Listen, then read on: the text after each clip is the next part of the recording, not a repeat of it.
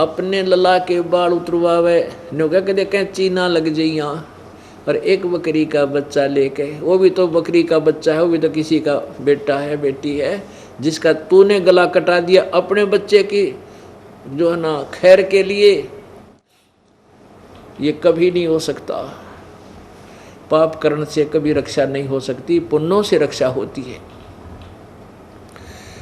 अब वो बाल कटवा दिए, उन बालों को क्या करते हैं, मंदिर में चढ़ा देते हैं।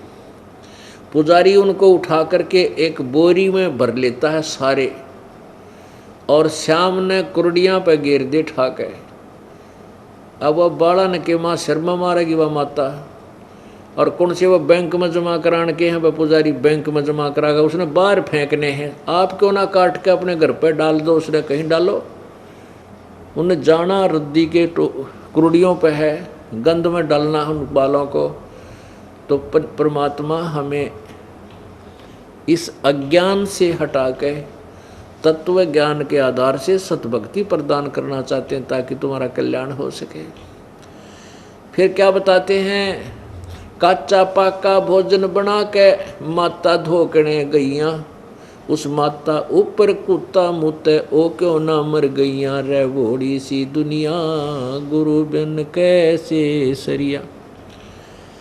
हमारी दादी जाया करती, माता दुखवाया करती हमारे से दादी जी, और वो क्या करा करती, ये गुलगुले पूड़े पाड़े बनवा लिए, दलिया बनवा लिया मीठा, और नो कहती है जल्दी करे, मेरी चाची ताइया ने कहती जल्दी बना, कितनी देर ला दी तने। वो नो कहती वह पक्या अच्छी तरह ना बनाने, बोली बना देने काचा पाका जल्दी करे, वारो है फिर खेत में जाना है। तो दादी ने बेरा था कुत्त्या ने खाना है, और माता कौन सी खाओगी, पर डरते वह परंपरा पड़ रही थी।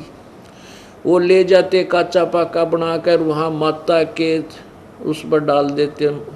वो माता कितनी थी, एक तो माता वो थी जो गुड़गामे वाली, उसी का प्रारूप है कि बार बार वहाँ ना जाना पड़ेगा। अपने किसी खेत में या घर में 4 ईंट ला के ऐसे और छोटी सी मंडी बना लेते थे, या कहीं बाहर एक कॉमन स्थान पर एक गांव के अंदर बना देते थे बनी में। तो वहाँ क्या होता था, एक छोटा सा मंदिर बना रखा होता था, जिसमें 2-4 कुत्ते आराम तो बैठ जाएं इतना के, और एक चबूतरा सा बना रखा होता उसके चारों तरफ। वहाँ पूजा करने जाया करती हमारी दादी ताई हमें ले करके, और वो तो गुलगुले घेर कर नीचे उतरे को नहीं, दड़िया पूड़े इतना कुत्ते 4 चड्डे उसका चोकर देकर, और लड़े एक दूसरे और खाओ उस माता का तो नंबर भी ना आने। उस पर चलते समय मुँह इटकावे माता के शर में। तो परमात्मा कहते हैं, रे बोड़ी सी दुनिया, काचा पाका भोजन बना के माता धोकने गईया, उसको माता ऊपर कुत्ता मुँह ओ क्यों ना मर गईया। तू तो उस माता ने इसी शेर मान रही, क्या तेरे घर में सुख रहेगी, उस पर मुँह कुत्ता, वह उसकी टांग क्यों ना तोड़ देती। यदि वहाँ कोई देवी है तो इतनी बेशर्मी में सहन करेगी। अब बुढ़िया की चोटी में कुत्ता मुत्ता 2 मारा मोगरे ठाक है, वह जीवित है, और वो उस जिसने तुम माता मान रही, जिससे खैर मांगने जा, हर वह चसकती भी कोई ना, देखी सी आंख बंद हो रही थी। ये मेरे दाता जीवित बाप के लट्ठम लट्ठा और मुँह गंग पुचैया, जब आवे आसुज का महीना, वो कौआ बाप बनाइया, रे भोड़ी सी दुनिया गुरु बिन कैसे सरिया। ओहो, अब पिताजी जीवित हैं, उनकी सेवा करो, हैं उनकी आज्ञा का पालन करो, ताकि वो खुश हों तुम्हारे से। जब पिताजी भेजेगा इशार पावेगा जींद बा लड़का, हैं फिर वो उसको जड़े जा उसका खून, तू वहाँ क्यों नहीं गया, तने यूँ नहीं करा, तने के पड़ी, माफ़ कर लूँगा। यानी जीव जब इतने तो बाप की एक नहीं माने हैं, उसके साथ खस्से जागा, सारी उल्टी सुल्टी बात करेगा, और मरने के बाद फिर कुल के लोग इकट्ठे करके न्यों तेरे पिता की गति करा का गंगा में, गंगा मस्ती गेर का ना, तेरे बाप की मुक्ति नहीं होगी। न्यों जीवित बाप गिर तो लट्ठम लट्ठा और मुँह गंग पुचैया, और फिर आवे आसुज का महीना, फिर कौआ बाप बनैया, रे बोड़ी सी दुनिया। अब क्या बताते हैं, नर से तीतू पशुआ की जय गद्दा बैल बनाई, ये 56 भोग कहाँ मन बोरे, कहीं कुरडी चरने जाई। प्रेत शिला पर जा बिराजे पितरों पिंड भराई, बहुर श्राद्ध खान को आए, काग भये कल माही। अब क्या करते हैं, श्राद्धों का मौसम, युवासुज का महीना चला गया कनागतों का, जिसमें श्राद्ध निकाले जाते हैं। 16 दिन सेलेक्ट कर रखे हैं। उन 16 दिन आसोज में, आसोज की अमावस्या से लेकर पूर्णमासी तक ये 16 दिन सेलेक्ट कर रखे हैं। और जिस दिन भी कोई पिताजी की मृत्यु हुई है, भाई प्रथमा को, द्वितीया को, तृतीया को, चतुर्थी को, या पांचम, छठ को, आठम को, जिस दिन भी, तो इन 16 दिनों के अंदर उसी दिन उस पिता के श्राद्ध निकाल दो, तो क्या हो जाएगा कि पिता की गति हो जाएगी। पहले तो पिंड भरवावें कि इसका गया में जाकर पिंड भरवा का हो, ताकि इसकी गति हो जाए, पिंड भरवा दिया। फिर कहीं श्राद्ध निकालो, प्रेत शिला पर जा बिराजे पितरों पिंड भराई, न्यों कहे पितर के पिंड भरा दिए, ई वो प्रेत शिला पर चला गया। बता के कला टूट गया, भूत है तो भूत ही तो रहा, प्रेत शिला पर बैठ गया। फिर क्या कहते हैं कि आसुज के महीने में जब श्राद्ध निकालते हैं, उसका एक दिन वो गुरुजी आएगा, बढ़िया खीर हलवा पूरी बनवाएगा, और बनवा के सबसे पहले छत पर रखेगा और कहेगा देखना ऊपर रख दो। अब तो रखते ही कौवा आवेगा और कौवा उसको, उनके मोहन भोग को खाएगा। तो फिर गुरुजी क्या कहेगा, अगर देख लग गया तेरे पिता को भोग, के बेरा हो सकता कौवा ही बन गया हो। अरे तेरा गजब हो। अब कहाँ से पिता की गति कराने लगे थे, पहले अस्थि उठाओ, पिता की गति हो गया, गंगा में डाल काओ, फिर 13वीं बनाओ, 13वीं करो, किस लिए पिता की गति हो जाएगी, फिर महीना करो, फिर 6 माही करो, और फिर वर्षी करो, किस लिए, पिता की गति करने के लिए। और फिर पिंड भरवाओ, फिर श्राद्ध निकालो, किस लिए, पिता की गति करने की। अरे वो पिता कौवा बना दिया कि हो सकता तेरा पिता कौवा बन गया हो, देख लग गया ना भोग, और हम राजी होते हो ठीक है, कौवे ने भोग लगा दिया, पिताजी ने भोग लग गया। अरे तेरा गजब भैया। जीवित बाप के लट्ठम लट्ठा मुआ गंग पुचैया, जब आवे आसोज का महीना, वो कौवा बाप बनाया रे भोड़ी सी दुनिया, सतगुरु बिन कैसे सरिया। आसोज के महीने में कौवा बाप बना, वो बाप कौवा बना कर छोड़ दिया गति करान वालों ने। अब क्या बताते हैं, जय सतगुरु की संगत करते, ये सकल कर्म कट जाई। जय सतगुरु की संगत करते, सकल कर्म कट जाई, अमरपुरी पर आसन होते, जहां धूप ना छाई। जय सतगुरु की संगत करते, यानी परम संत तत्वदर्शी संत तुझे मिल जाता, ये सारे झंझट मिट जाते, और अमरपुरी में तेरा ठिकाना होता सतलोक के अंदर। गीता जी अध्याय नंबर 18 के श्लोक नंबर 62 में कहा कि अर्जुन तू सर्वभाव से उस परमेश्वर की शरण में जा, जिसकी कृपा से तू परम शांति और शाश्वत स्थान अमरपुरी, अमर स्थान, अमर लोक, अमरपुरी पर आसन होते, जहाँ धूप ना छाई, जहाँ तुझे कोई कष्ट नहीं था, वहाँ तेरा ठिकाना बनता है। अब क्या बताते हैं, ये सारी कुछ कहानी सुनाकर परमात्मा हमें क्या याद दिलाना चाहते हैं कि जो साधनाएं आप करते हो, प्रथम तो आप राम नाम लेते नहीं, इच्छा ही को ना बनती किसी की, और कोई पुण्यात्मा पूर्व संस्कार से कहीं भक्ति की तरफ लगती है तो उसको दिशा ठीक नहीं मिलती, वो अपने मनुष्य जीवन को बर्बाद करके चला जाता है। और जब साधना हमें मिलती है परमात्मा की, तो फिर हमें सर्व सुख प्राप्त होते हैं, हमारा मोक्ष हो जाता है।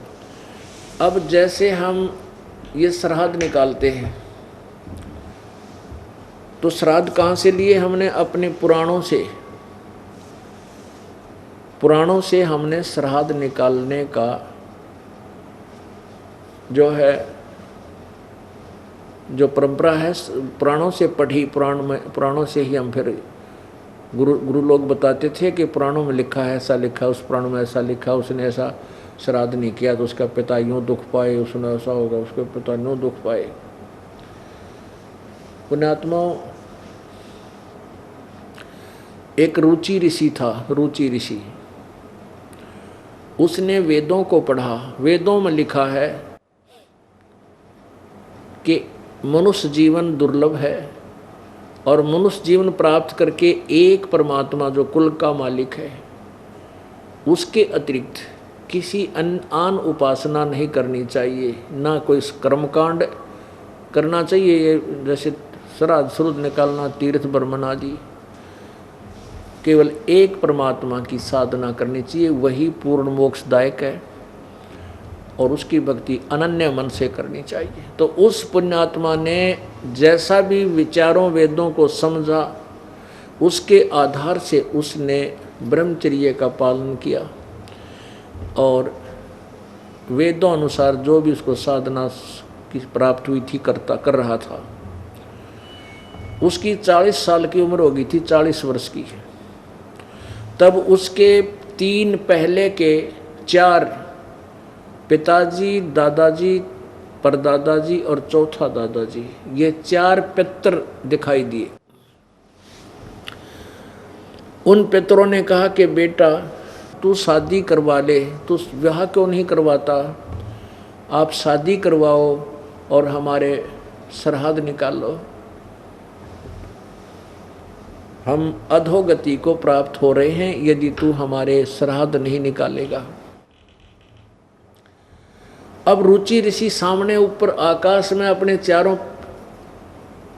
दादा, पिताजी, दादा, परदादा और चौथे दादा को देखकर एकदम सहम गया, प्रभावित हुआ, हाथ जोड़कर कहने लगा कि हे पितामहो, वेद में इस कर्म कांड को, यानी जो श्राद्ध आदि आप करने को कह रहे हो, इसको तो अविद्या लिखा है कि मूर्खों के काम है ये करना, फिर आप मुझसे क्यों करवा रहे हो, ऐसे कर्म में मुझे क्यों लगा रहे हो? और पितर भी स्वीकार करते, कहाँ बेटा, वेदों में इसको अविद्या ही लिखा है, फिर भी ऐसा है वैसा है, तगड़मबाजी मारते हैं। कोई बात हुई? एक राजा का संविधान है, राजा का विधान है कि ऐसा करोगे तो तुम्हें ये सजा मिलेगी। जैसे किसी ने किसी की हत्या कर दी तो उसको सजा मिलेगी, 20 साल की कैद होगी, और उसके विपरीत उस कानून को तोड़ने से। अब जैसे एक दरोगा का मित्र था, एक व्यक्ति गांव में, तो उसने अपने मित्र दरोगा से, जो उसी क्षेत्र का प्रभारी था, उसे जाकर कहा कि मेरा साथ वाला घर में मेरा एक पड़ोसी मुझे बहुत परेशान कर रहा है, मैं बहुत तंग कर रखा हूँ उसने। तो उस दरोगा जी ने कहा उसके मित्र ने कि तू मार उसका लठ, माफ देख लूँगा। अब दरोगा जी के आदेश का पालन करते हुए उस व्यक्ति ने आकर अपने पड़ोसी के झगड़ा ठान लिया और लट्ठम लट्ठा हो गया। उसका सिर में चोट लगने से वो पड़ोसी मर गया। अब पड़ोसी मर गया तो राजा का विधान टूट गया, तो उसको पुलिस पकड़ कर लेकर गई और जेल में डाल दिया, उसको सजा हुई।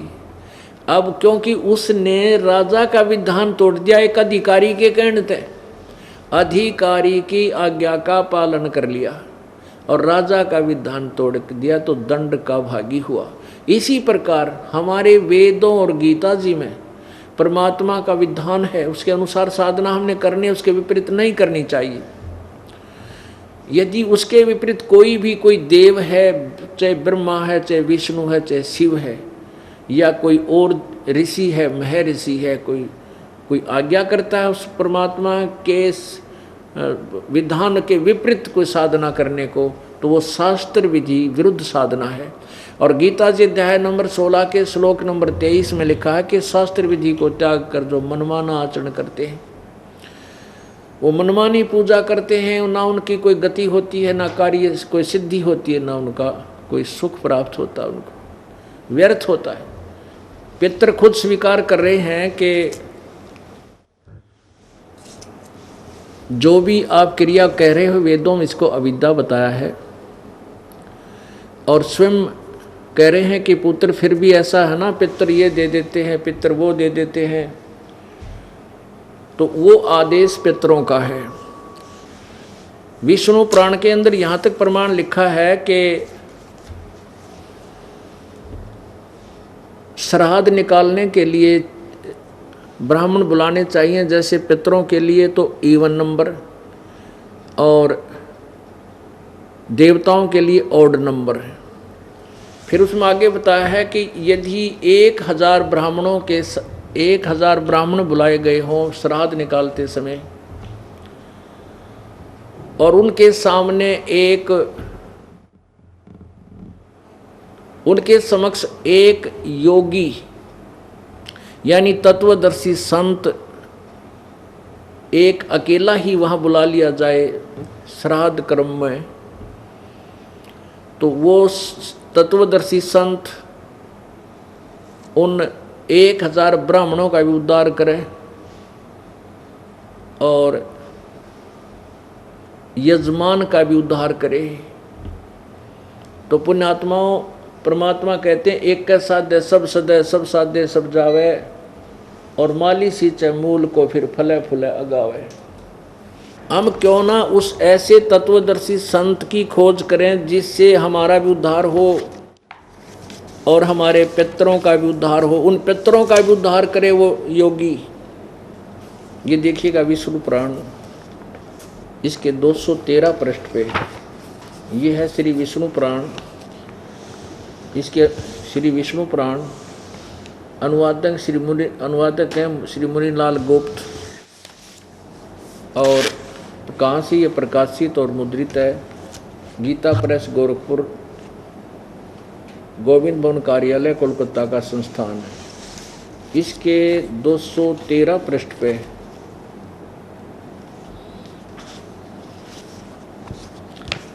ये देखिएगा, पृष्ठ नंबर 213 और तृतीय अंश, अध्याय नंबर 15 और 16, ये 16 में है।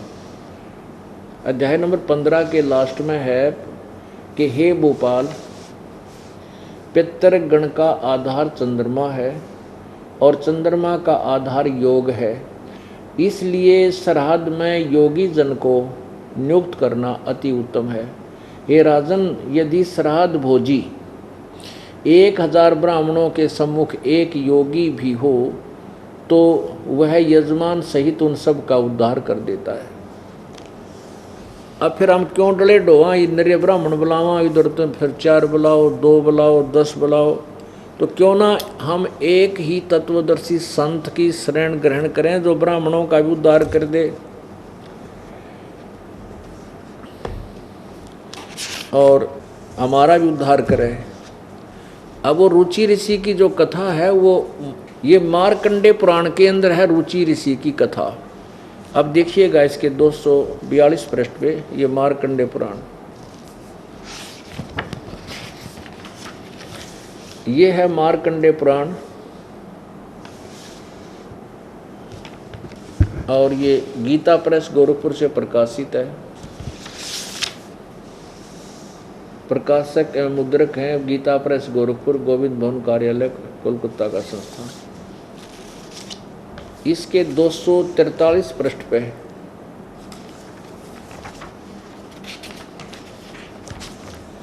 ये देखिएगा 242 पृष्ठ से प्रारंभ होता है संक्षिप्त मार्कंडे पुराण। नीचे रोच्य मुनि की उत्पत्ति कथा, रोच्य मार्कंडे जी कहते हैं, ब्राह्मण पूर्व काल की बात है, प्रजापति रुचि ममता और अहंकार से रहित इस पृथ्वी पर विचरते थे। उन्हें किसी से भय नहीं था, वे बहुत कम सोते थे। उन्होंने न तो अग्नि की स्थापना की थी, न अपने लिए घर ही बना रखा था। वे एक बार भोजन करते और बिना आश्रम के रहते थे। उन्हें सब प्रकार की आसक्तियों से रहित एवं मुनिवर्ती में रहते देखकर उनके पितरों ने उनसे कहा। पितर बोले, बेटा विवाह स्वर्ग और अपवर्ग का हेतु होने के कारण एक पुण्यमय कार्य है, उसे तुमने क्यों नहीं किया? गृहस्थ पुरुष समस्त देवताओं, पितरों, ऋषियों और अतिथियों की पूजा करके पुण्यमय लोकों को प्राप्त करता है। अब देखो, एक गृहस्थ पुरुष समस्त देवताओं, पितरों, ऋषियों और अतिथियों की पूजा करके पुण्यमय लोकों को प्राप्त करता है, मोक्ष नहीं। वह सभा के उच्चारण से देवताओं को सवधा, शब्द से पितरों को तथा अन्नदान बलि वैश्वदेव आदि से भूत आदि प्राणियों एवं अतिथियों का उनका भाग समर्पित करता है। बेटा हम ऐसा मानते हैं, यानी फाइनल नहीं है, हम ऐसा मानते हैं कि गृहस्थ आश्रम को स्वीकार न करने पर तुम्हें इस जीवन में कलेश पर कलेश उठाना पड़ेगा और मृत्यु के बाद में और दूसरे जन्म में भी कलेश ही भोगने पड़ेंगे। अब रुचि ने कहा, पितरगण, परिग्रह मात्र अत्यंत दुख है एवं पाप का कारण होता है, उससे मनुष्य की अधोगति होती है। यही सोचकर मैंने पहले स्त्री संग्रह नहीं किया। मन और इंद्रियों को नियंत्रण में रखकर जो यह आत्म संयम किया जाता है, वह भी परिग्रह करने पर मोक्ष का साधक नहीं होता। ममता रूप कीचड़ में सना हुआ होने पर भी यह आत्मा जो परिग्रह शून्य चित्त रूपी जल से प्रतिदिन धोया जाता है, वह श्रेष्ठ प्रयत्न है। जितेंद्रिय विद्वानों को चाहिए कि वे उनके जन्मोद्धार संचित कर्म रूपी पंख में न सने हुए आत्मा का ऐसे सदासन रूपी जल में प्रक्षालन करें। पितर बोले, बेटा जितेंद्रिय होने पर आत्मा प्रक्षालन करना उचित है, किंतु तुम जिस पर चल रहे हो वो मोक्ष मार्ग नहीं है। किंतु अब क्या बताते हैं, पूर्व जन्म में किया हुआ मानव का शुभाशुभ कर्म सुख दुख में भोगों के रूप में प्रतिदिन भोगने से ही क्षीण होता है। यानी का कहने का भाव कर्म तो भोगना ही पड़ेगा। आगे लिखा है, रुचि ने पूछा, पितामहो, वेद में कर्म मार्ग को अविद्या कहा है, फिर क्यों आप लोग मुझे उस मार्ग में लगाते हैं?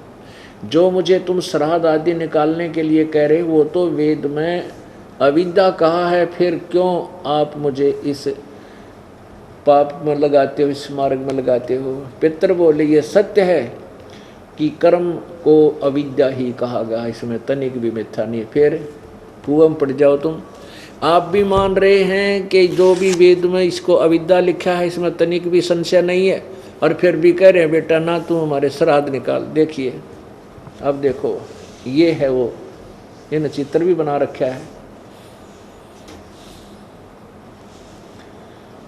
ये रुचि ऋषि और आकाश में ये 4 पितर दिखाई दिए। ये भी पहले ऋषि थे, ये करके काम अपना क्रम बिगाड़ गए ने, दुनिया के खा टिकड़े श्राद्ध कटवा का आप भी भूत बन गए, और बेटे नोर सलाह दे रहेगा ना तो भी इससे काम में आ जा।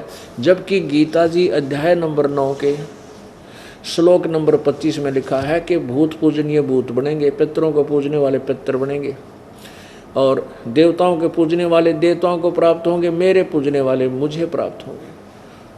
अब पितर पूजने वाले पितर बनेंगे, ये 4 पितर बन गए। वही क्रिया इनके दिमाग में गूंज रही थी, घूम रही थी, उसी को सत्य मान रहे थे। अपने पुत्र को भी उसी नरक में डालने की चेष्टा कर रहे हैं।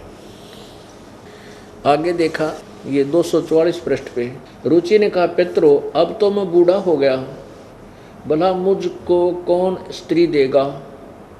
इसके सिवा मुझ जैसे दरिद्र के लिए स्त्री को रखना बहुत कठिन कार्य है। पितर बोले, वत्स यदि हमारी बात नहीं मानेगा तो हम लोगों का पतन हो जाएगा और हमारी भी अधोगति होगी। तेरा गजब भैया, अरे भूत बन रे, इस तागौर के गति अधोगति होगी, तुम्हारी आखिर हो रही है, फिर पीनो का हमारे श्राद्ध निकाल दे। अब परमात्मा अपनी अमृतवाणी बताते हैं, गुरुआ गांव बिगाड़े संतो गुरुआ गांव बिगाड़े, ऐसे कर्म जीव कहला दिए ईब झड़े ना जाड़े। अब इनको कोई समझावे कि भाई ये काम ना करो, ये पत्थर मत श्राद्ध मत निकालो, तो कति नहीं मानती बोली आत्मा। नो कह देख हम अपने पिताजी के लिए ये भी नहीं कर सकते। रे भले आदमी हो, जब आपके माता या पिता जीवित थे वो दिन में 2 बार तो कम से कम आहार करते थे, और अब मरने के बाद एक तरफ तो कहो वे भूखे रहते हैं इसलिए उनको आहार कराना चाहिए हैं, और वो जो 1 वर्ष में 1 दिन छठ या सातम ने श्राद्ध निकाल दिया, तो इससे सिद्ध हो गया कि तुम्हारे पिताजी तृप्त हो गए, 1 वर्ष के लिए छक गए वह। या भी अकल मार रखी हमारी। रे 1 दिन में श्राद्ध करने से क्या तेरे पिताजी का पेट भर गया? यदि तेरा पिता कौवा बन गया तो प्रतिदिन 2 रोटी तोड़ के और ऊपर छत पर रख छोटे टुकड़े बना के, तेरा पिता कौवा तो बनवा दिया इन्होंने, कम से कम उसका पेट तो भरा रहे।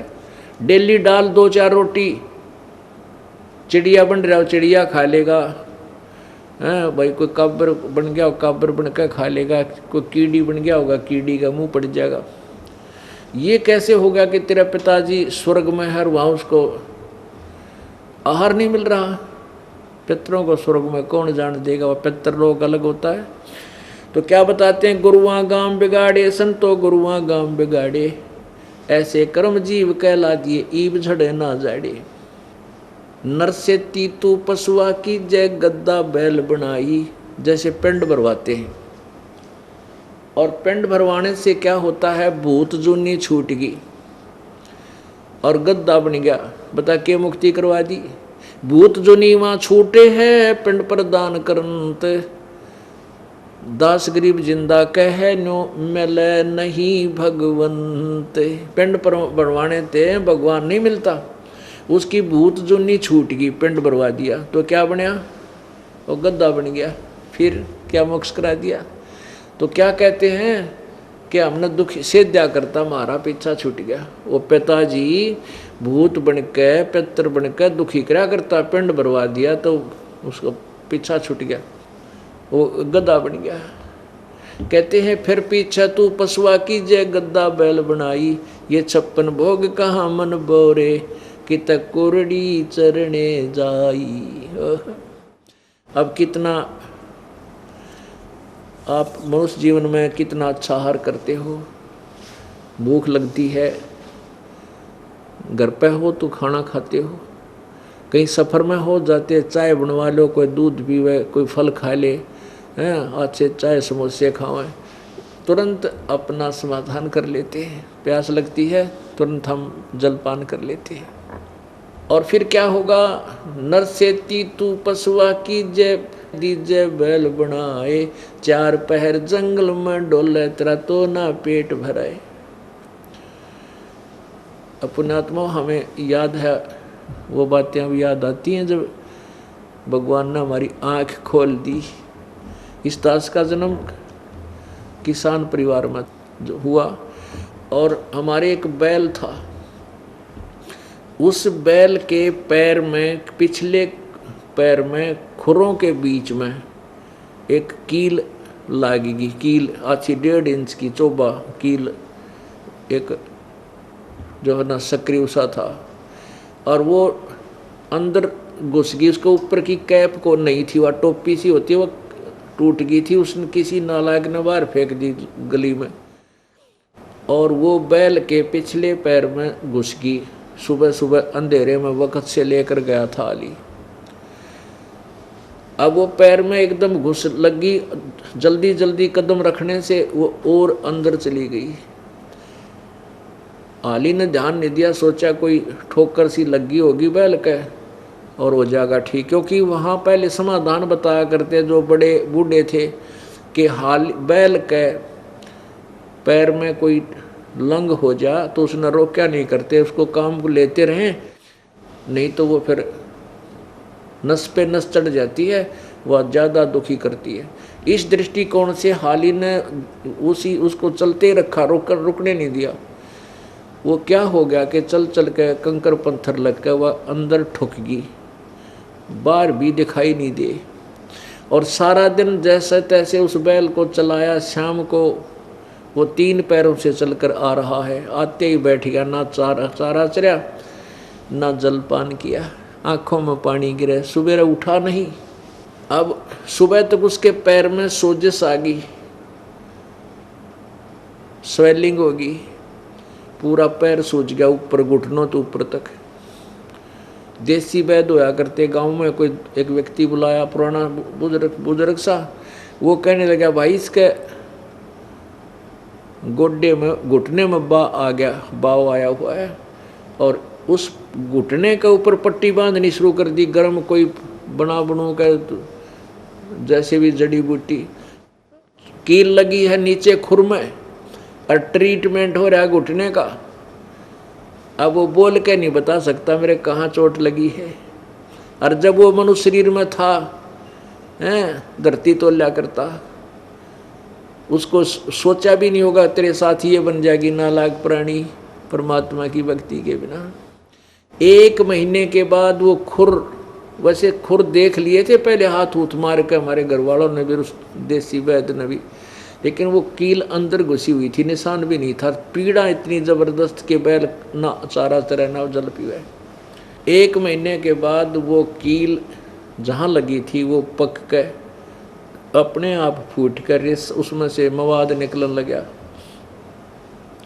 फिर देखा एक बुलाया व्यक्ति, एक चिमटी सी ले रहा था वो नकचुंडी, उसके साथ सुना खुरच कर वो देखा, वो पकड़ के खींची, अरे तरह गजब वही हो, या कील लगी थी बैल के पैर में।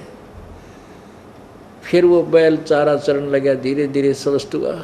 पुण्यात्माओं, अब ना तो वो ये बता सका मेरे कहाँ पीड़ा है, पीड़ा हो रही, पीड़ा थी खुरों के बीच में पैर में, और इलाज घुटने का, पट्टी वहाँ करने लग रही। तो हमारी वो दुर्गति होगी जो भक्ति नहीं करते। जब वो मानव शरीर में होगा तो कैसा आहार करता था, 56 भोग, कदे खीर बना लो, आज हलवा बना लो, 2 सब्जी बनाकर खाता था। और अब क्या खाता है, कांदे जुआ जोते कुआ कौंदों का बुस खावे। पहले क्या करते थे कि बैल को एक रहट में जोड़ देते थे, रहट होता है सिंचाई करने के लिए, कुएं से जल निकालते थे, और उस कुएं वाले एक कोल्लू की तरह बैल जोत दिया जाता था, वो चलता रहता, पानी खेतों में जाता रहता। तो उसको सुबह जोत देते थे, दोपहर को 1 घंटा रेस्ट देते थे, उसके लिए सूखा आहार, तूड़ा भूस, जौ का भूस इतना बेकार होता है, उसको पशु खाता नहीं। पहले गेहूँ नहीं होते थे, बहुत कम होते थे, ऐसे ही जौ वगैरह हो जाते थे, तो उसके भूस को तो खाते समय उसके वो होते कांटे से होया करे, तुस बोलते हैं उनको, और वो खावर उसके मुंह में फंसा, और वो नो आँखा में का पानी पड़ा, लेकिन भूख लग रही, वो खाना पड़ता था। तो वो दुर्गति नारी सुबह हाली क्या करता है, सुबह जोड़ देता बैल में, बैल को 2 पैर को जल पिलाता है, फिर सारा दिन काम लेता, शाम को चलते समय 1 बार जल पिलाया करते थे, चाहे उसने प्यास लगो चाहे भूखा मरो। अब वो बोल के नहीं बता सकता, ना कोई अग्रम अग्रम कर सकता। अब तो आप आते हो सत्संग में, आधे तो लटके ले रहे होंगे, नो लटके बैठे बैठे भी, और भूल जाते हो कि पशु बन जाने के बाद कोई नहीं बैठने देगा, कड़ में लठ लगेगा और हाथ में रस्सा होगा दड़ी के, उस बैल बन के। तो इन दुखों को याद करके घना डरना पड़ेगा, अपने बहुत ज़्यादा भय बनाना पड़ेगा। ये सब ज्ञान सुनाने का उद्देश्य है कि सच्चाई से परिचित हो, और सच्चाई से परिचित होकर आपके दिल में डर बने और भय बिन भक्ति नहीं हो सकती। एक व्यक्ति क्या कह रहा था जो भगवान से दूर होते हैं, ऐसे चर्चा चलती थी, तो एक कहने लगा ये तो ना वैसे डराने के लिए कह रखा है, बोल रखी है वाणियाँ। कहते हैं संत के भी तो फिर गधा बन जाएगा, कुत्ता बन जाएगा, है न्यू दुख होगा। ऐसा कुछ नहीं होता, मनुष्य तो मनुष्य ही रहेंगे, कुत्ते कुत्ते बना करते हैं। अरे वाह भले आदमी। अब देखो कोई किसी को कहता है भाई चोरी मत करना, और चोरी करेगा तो तुझे पुलिस पकड़ेगी, सजा होगी, कैद में डाल दिया जाएगा। अब कोई न्यू कहे कि ये तो वैसे डराने के लिए कह रहा है तुझे। पुण्यात्मा इसमें डर भी है और सच्चाई भी है। यदि वो डर गया तो बुराई से बचेगा, बुराई से बचेगा तो दंड से बचेगा। इसी प्रकार ये सत्य है जो आपको बताया जाता है, और इस सत्य को आप सत्य मानकर इसको डरोगे और भक्ति करोगे तो आने वाली आपदाओं से आप बच जाओगे और परमात्मा प्राप्ति होगी। बोलो सतगुरुदेव। परमपिता परमात्मा कबीर देव, कबीर प्रभु, अल्लाह, कबीर,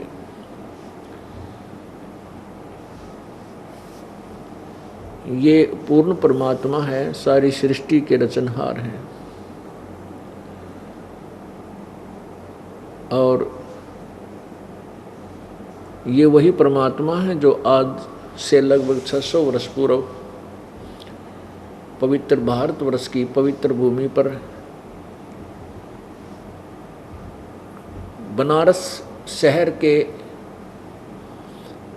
अंदर एक लहर तारा तालाब पर कमल के फूल पर शिशु रूप धारण करके प्रकट हुए थे। किसी माँ से जन्म नहीं लिया था,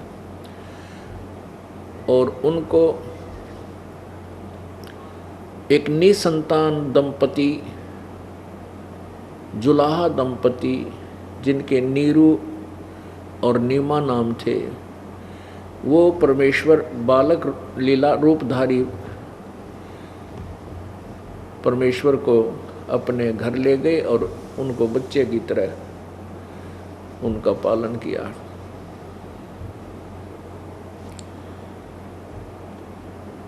पुण्यात्माओं कई शंकाएं हो जाती हैं कि एक तरफ तो हम भगवान परमेश्वर कबीर देव को सबका पालनहार कहते हैं, और फिर उनका पालन किया एक जुलाहे ने। यही बात बिगड़ी हुई है कि हम परमात्मा की महिमा से अपरिचित हैं, और परमेश्वर कबीर देव जी की लीला से हम पूर्ण रूप से अनभिज्ञ हैं।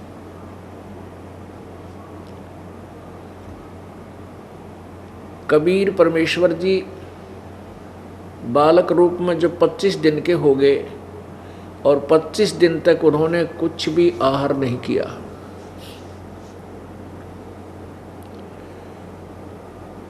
माता पिता मुंह बोले माता पिता नीरू और नीमा जो जुलाहे थे वो बहुत चिंतित हुए, और भक्तमती नीमा का विशेष प्रेम, विशेष लगाव, पुत्रवत, पुत्र की तरह बालक कबीर जी में हो गया था। और नीमा ये कह रही थी, मन मन में सोच रही थी कि 25 दिन हो गए मेरे बच्चे ने कुछ आहार किया नहीं, अब ये मरेगा और साथ मैं भी मरूंगी, क्योंकि मैं इस बच्चे बिना जीवित नहीं रह सकती। पहले तो संतान के अभाव में दुखी थी, इतने वर्ष शादी को हो गए थे, बहुत वर्ष 15-20 वर्ष कोई संतान हुई नहीं थी। अब परमात्मा ने छप्पर पाड़ा था, कमल के फूल पर बालक मिला। अब इस बच्चे में मेरी इतनी ममता होगी है कि मैं इसके बिना जीवित नहीं रह पाऊंगी, इतना विचार कर रही थी और रो रही थी। उसी समय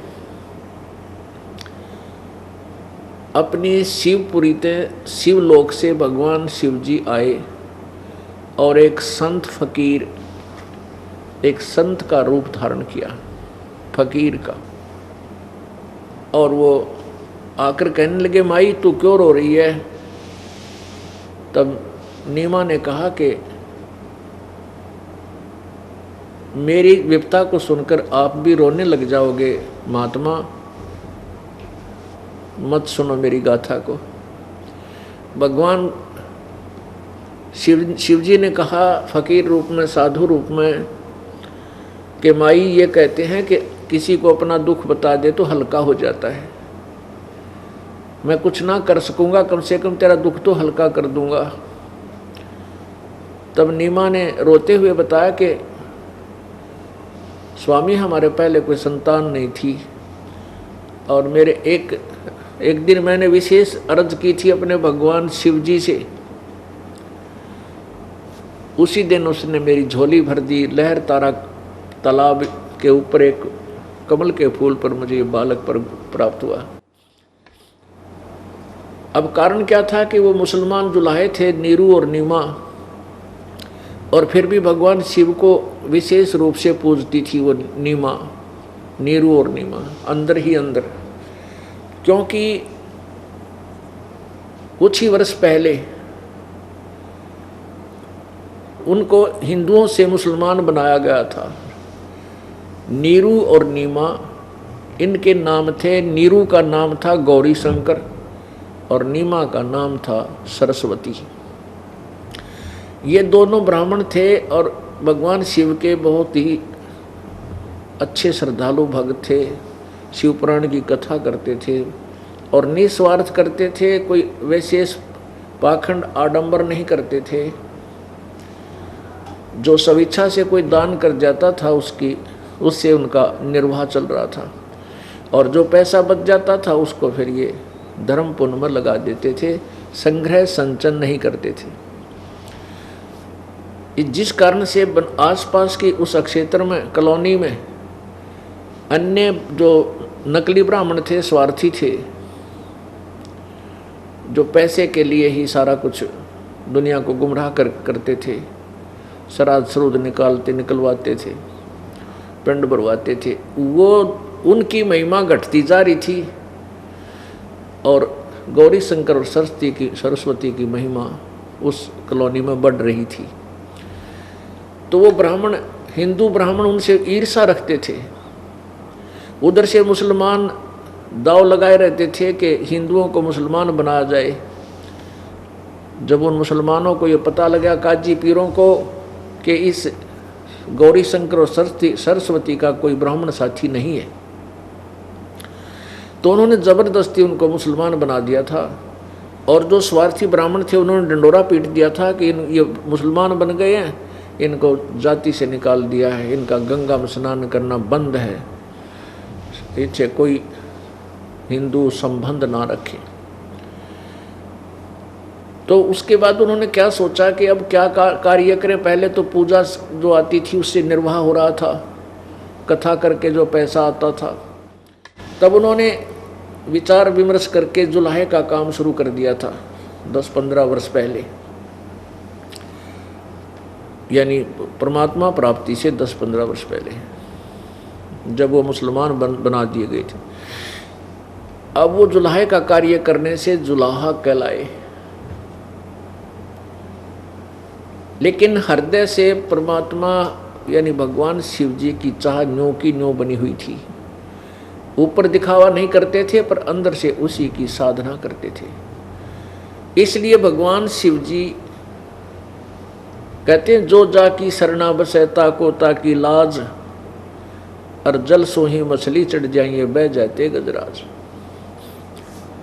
पुणात्माओं, जो व्यक्ति जिस भी देव की, जिस भी प्रभु की साधना करता है, उसके आश्रित है, वो उसको दिल खोल कर राहत देता है जितनी उसकी समर्थता है।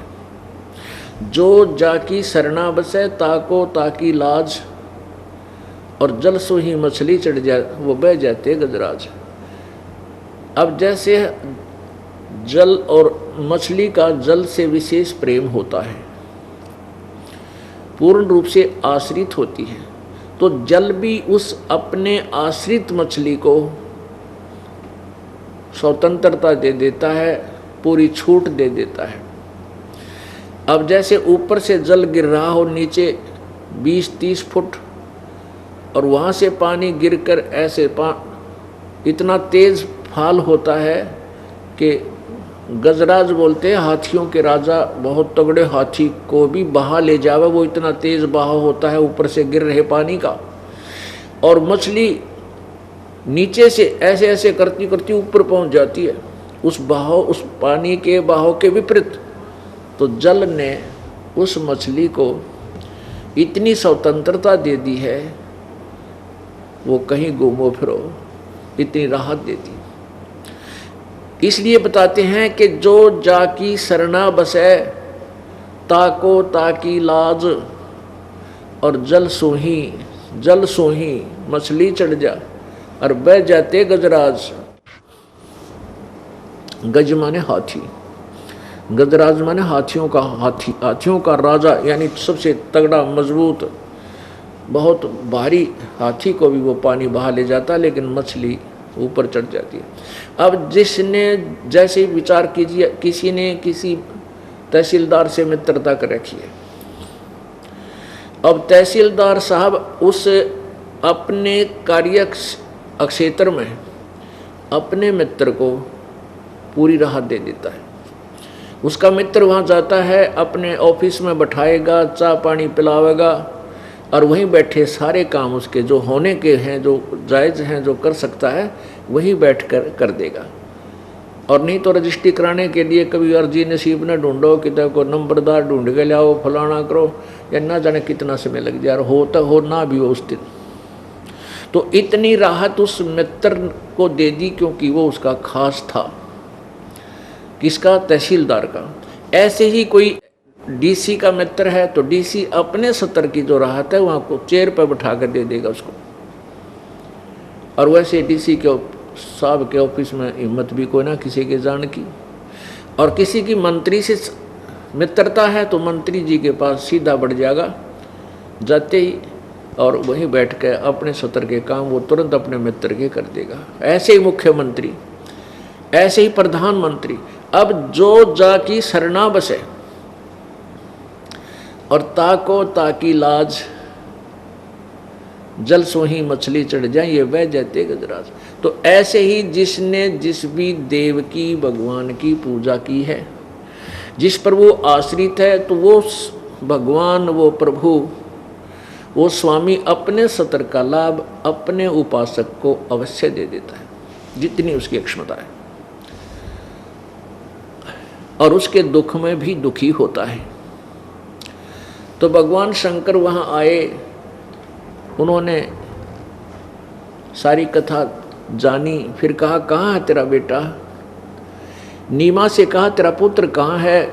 नीमा ने बताया कि स्वामी जी 25 दिन हो गए मेरे बच्चे ने कुछ आहार नहीं किया, और ये मरेगा साथ में भी, मैं भी मरूंगी, जी नहीं सकती इसके बिना, मेरा इसमें ना जाने क्यों इतना मोह बन गया। तो भगवान शंकर बोले वो बच्चा कहाँ माई मुझे दिखा। अब वो नीमा लाई उठा के, और भगवान शिव जो खड़े थे साधु रूप में, उनके चरणों में बच्चे को डालना चाहा, ऐसे उनके चरणों में उसने तो डाल ही दिया था। तो परमात्मा वहाँ के चरणों से ऊपर ही हाथ से उठे, जैसे न्यू डालना चाहे थी, हाथ से उठे और 5-6 फुट की ऊंचाई पर अपने आप दूर जाके ऐसे स्थिर हो गए बच्चे। तब भगवान शिव ने ऐसे किया, परमात्मा उनके हाथों में आ गई। और फिर चर्चा हुई, 7 बार वो बालक बोला, 7 प्रश्न उतरी, 7 बार प्रश्नों उतरी हुई भगवान शिव, यानी इस तमगुण शिव, त्रिलोकीय शिव और परमेश्वर पूर्ण ब्रह्म की। तो परमेश्वर ने शिव जी से कहा कि भगवान शिव जी इसको कहो, माई से कहो कि एक कंवारी गाय लावे, और उस कंवारी गाय के ऊपर आप आशीर्वाद दे देना, थपकी लगा देना उसके कमर पर, वह दूध दिया करेगी। उसी समय भगवान शिव ने नीमा से कहा कि तेरा पति कहाँ है, कि यही है, अभी बुलाती हूँ। और नीरू आ गया, नीरू से सारी कहानी बताई। वो तुरंत ही गया और एक कुंवारी गाय और एक कोरा मटका, कोरा घड़ा, कुम्हार के तरह सूचा घड़ा लिया, साफ सुथरा छोटा सा। और परमात्मा के आदेश अनुसार शिवजी भगवान ने उस गाय के थपकी मारी, लंबे लंबे सतन हो गए और वो पात्र नीचे कर दिया। अपने आप दूध जल पड़ा और भरने के बाद बंद हो गया। तब परमेश्वर ने कहा कि अब प्रतिदिन दूध दिया करेगी और भगत जी से कह दो नीरू को कि थपकी मारे और दूध निकाल लिया करेगा। ऐसा ही होने लग गया। अब करे करावे साइया मन में लहर उठा, दादू सिरदर जीव के वो आप बगल हो जाए। परमात्मा महिमा का भूखा नहीं है, क्योंकि वो महिमा से परिपूर्ण है। अब परमेश्वर ने शिव जी को ये महिमा दे दी और वो नीमा ये सोच रहे हैं नीरू और नीमा कि ये महात्मा बड़ा शक्तिशाली सिद्ध पुरुष है, जिसकी कृपा से मेरा बच्चा इतने ऊपर खड़ा रहा और इसकी कृपा से गाय ने दूध दे दिया। अब इतना कुछ करके शिवजी अंतर्ध्यान हो गए, चले गए। अब क्या था, नीरू और नीमा। नीमा तो पहले तो मिलकर कपड़ा बुना करते थे, दोनों मिलकर कपड़ा बुनते थे जब गुजारा होता था। अब नीमा क्या करती है, बच्चे के लिपटी रहती है, वो कुछ काम नहीं करती। नीरू अकेला कपड़ा बुनता था। फिर वो गाय और आगी एक गऊ, फिर उसकी गाय का चारा लाना, उसको काटना, संभालना, यो काम और बढ़ गया नीरू का। तो क्या हुआ कि उनका आहार निर्वाह चलना मुश्किल हो गया, बहुत ही मुश्किल हो गया। खाना भी एक आधी बार वो खा नहीं पाते थे, भूखे सो जाते थे माता पिता वो दोनों, नीरू और नीमा। तब परमेश्वर ने जब दोनों को रोते हुए देखा तो कहा कि माई रो मत, ऐसे आकाशवाणी रो मत। और ऐसे बच्चे ने लीला की, पैर उछाला, पैर के साथ जो कपड़ा नीचे बिछा रखा था वो कपड़ा उठ गया ऊपर ने। नीमा निकट आई कि कौन बोला ये, तो देखा निकट आके, क्या देखा कि उस कपड़े जो उल्टा हुआ था कपड़ा का कोना, उसके नीचे एक सोने की असरफी थी।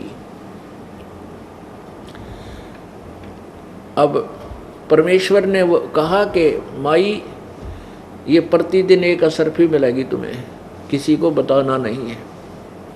जिस दिन तुम किसी को बता दोगे ये तुम्हें प्राप्त होना बंद हो जाएगी। और इसको अपना जितना तुम्हें आहार चाहिए आहार के लिए रखो, बाकी धर्म में लगाते रहना। अब नीमा ने अपने पति से बताया, ये बालक क्या, ये तो कोई भगवान बच्चा आ गया हमारे घर में, कोई देवता ने जन्म, देवता ही अवतरित है कि ऐसे ऐसे हुआ। कहने का भाव है ये है कि उनका गुजारा शुरू हो गया। और कुछ वर्षों के बाद उसने नीमा ने अपनी एक पड़ोसन से जिक्र कर दिया कि ऐसे ऐसे हमारा ऐसा बेटा पैदा हुआ है और देख हमारे प्रतिदिन एक असरफी सोने की आती है। अगले दिन असरफी नहीं मिली। तब तक परमात्मा कबीर जी छोटी ही आयु में, 5 वर्ष की आयु में कपड़ा बुनने लग गए थे, अपने पिता का सहयोग देने लग गए थे। कहने का भाव ये है कि पुण्यात्माओं, जैसे ये दास पहले भी आपको बताता रहता था, यही कथाएं परमात्मा की महिमा में 600 वर्ष पहले लिखी हुई थी। और अब इन वेदों ने सेकंड कर दिया, समर्थन दे दिया कि सचमुच जब वो परमेश्वर शिशु रूप धार कर यहाँ आता है, उसकी परमेश्वर की परवरिश की लीला कुंवारी गायों से होती है। ये वेदों का के अंदर जो प्रमाण है ये दास ने बहुत वर्षों बाद देखे और ज्यों के त्यों मिले। तो इससे परमेश्वर की पहचान होगी हमें कि सचमुच ये काशी में जो दानक रूप से आए थे परमात्मा, ये वो पूर्ण परमात्मा है, सारी सृष्टि के रचनहार। अब हम क्या कहेंगे कि नीमा ने कबीर परमेश्वर की परवरिश की या कबीर परमेश्वर ने नीरू और नीमा की? कुंवारी गाय ने दूध दिया, पूरा परिवार पिया करता था, सतलोक से दूध आया करता पवित्र पशु गाय के अंदर, और वो स्वर्ण सर्फी सतलोक से आती थी प्रतिदिन, जिससे उनका निर्वाह चलता था। सारे ब्रह्मांडों का पालनहार वो कबीर परमेश्वर है। पवित्र गीता जी अध्याय नंबर 15 के श्लोक नंबर 16 और 17 में स्पष्ट किया कि दो भगवान प्रसिद्ध हैं, एक तो क्षर पुरुष, एक अक्षर पुरुष। क्षर पुरुष ब्रह्म को कहते हैं, अक्षर पुरुष पर ब्रह्म को कहते हैं। और इन दोनों के लोकों में जितने प्राणियों के स्थूल शरीर हैं ये सबके नाशवान हैं, इनके भी नाशवान है, भगवानों के भी। जीवात्मा अमर है। उत्तम पुरुषत्व ने 15वें अध्याय के 17वें श्लोक में कहा कि वास्तव में श्रेष्ठ भगवान तो कोई और है जिसको परमात्मा कहा जाता है, और वही तीनों लोकों में प्रवेश करके सबका धारण पोषण करता है। गीता जी अध्याय नंबर 15 के श्लोक नंबर 1 से 4 में स्पष्ट किया है कि ऊपर को जड़, नीचे को तीनों गुण रूपी शाखा, रजगुण ब्रह्मा, सदगुण विष्णु, तम गुण शिव जी रूपी शाखा वाला उल्टा लटका हुआ संसार रूपी वृक्ष है। तो पुण्यात्माओं, वृक्ष को आहार जड़ से मिलता है, मूल से मिलता है, और मूल से आहार तना में जाता है। तना अक्षर पुरुष है, ये परब्रह्म है। फिर उसके बाद डार में जाता है, डार ये क्षर पुरुष यानी ब्रह्म है, ज्योति निरंजन 21 ब्रह्मांड का स्वामी। और डार से फिर शाखाओं में जाता है, और पात रूप संसार।